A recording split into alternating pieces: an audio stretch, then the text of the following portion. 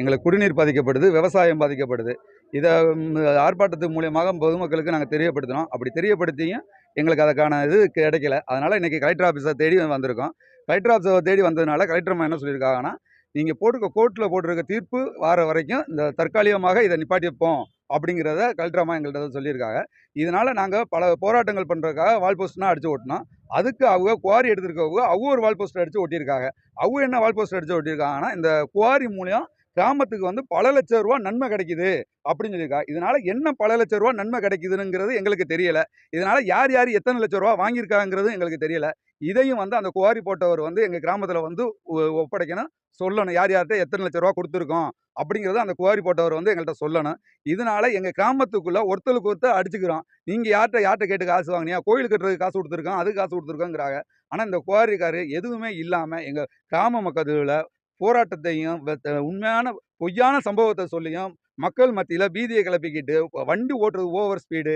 வண்டி 5 மணிக்கு நைட்டு 6 மணி வரை தான் குவாரி அப்ரூவ்டு. ஆனால் இவங்க காலையில் விடிய காலம் 4 மணிலேருந்தே வண்டி எடுக்க ஆரம்பிச்சிட்டாங்க. நைட்டு 8, 9 மணி வரையும் வண்டி ஓடுது. அதுக்கான ப்ரூஃபும் நாங்கள் எடுத்து வச்சுருக்கோம். இந்த ப்ரூஃபை நாங்கள் கோர்ட்லேயும் கொடுத்துருக்கோம், இங்கே கலெக்டர் அம்மாட்டையும் காட்டியிருக்கோம். அவங்க இப்போ தற்காலிகத்துக்கு நிப்பாட்டி வைக்க சொல்லியிருக்காங்க. இதுக்கு மேலே கோர்ட்டு என்ன ஆர்டர் சொல்லுதோ அது மூலியம் கலெக்டர் அம்மா நல்ல பதில் சொல்கிறேன்னு சொல்லியிருக்காங்க. அது வரைக்கும் தற்காலிகமாக நிப்பாட்டி வைக்கிறேன்னு சொல்லியிருக்காங்க. என் பேர் மகேஸ்வரன், உறுதிப்படுத்தி டிஎன்எஸ்டிசி.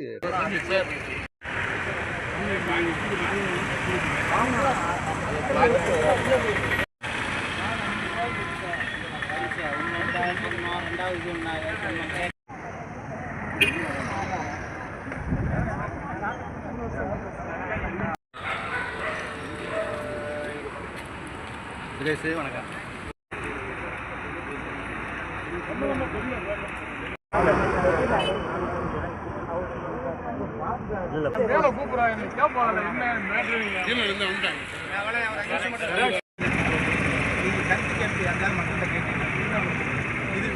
விளையாத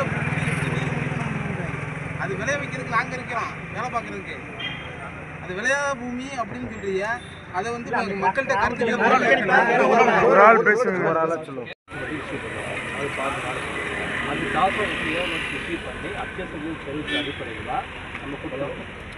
சரிங்களா? இல்லை, நாங்கள் 5 கட்டருக்கு மேலே வர்றப்ப 22, 23 தொடர்ந்து நாங்கள் போராட்டம் பண்ணிக்கிட்டு இருக்கோம்.